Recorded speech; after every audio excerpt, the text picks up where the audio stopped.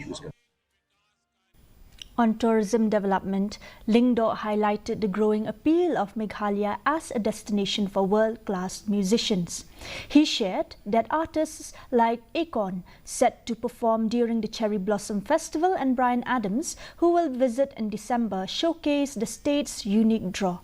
Meghalaya has become a brand apart as a tourism destination, said Lingdo, adding that while challenges exist, solutions are always within reach if there is a genuine effort to address them.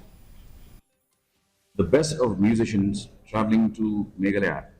Akon is coming during Cherry Blossom, and Bryan Adams will be performing here in December. These are world-class musicians, and they are drawn to Shillong, they are drawn to Meghalaya, and that very fact is something that has made Meghalaya a brand apart as a tourism.